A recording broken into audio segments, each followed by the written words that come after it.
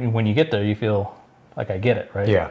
So 680 is kind of a number. If you can get up to about 720, 750, those are going to put you into the best loans. Some people will have 800 credit scores, 830 or something. You can get these really high credit scores, but an 800 score is not going to get a better loan than say the 720. Yeah. So at some point the bank maxes out and goes, hey, you're good. Like we'll give you our best loan. Seems like that information seems so fantastic. Where do you think most people kind of know about that? Or I don't know. Do most people happen to know about that, or?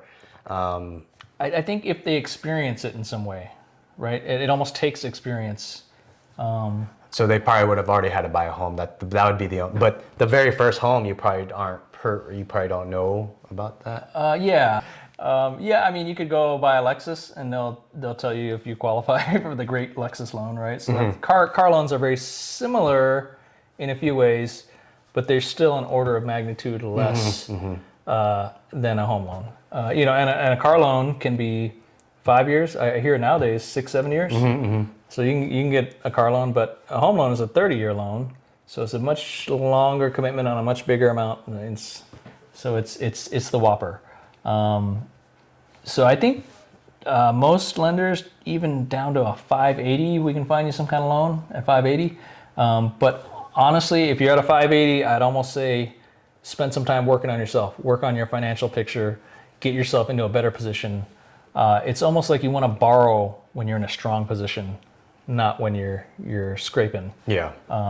Unless it gets you in. I mean, yeah. So if it gets you into that condo, and now you're getting equity on your condo instead of paying your apartment.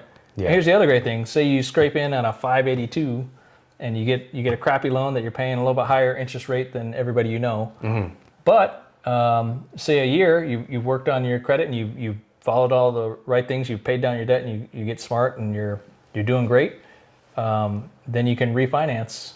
There's some cost to refinancing, so you don't want to be refinancing all the time. There's a cost to getting that loan, somewhere in the $4,000 range to get a new loan, because the bank has to hire people, right? Somebody's working on it, right? They got to keep files, they got to keep computers, they got to keep all that secure. Got to have a physical building. They got to have the marketing to get you to use their loan. So there's a cost to the loan. There's a escrow company and a title company. All of that. There's a cost to doing that business.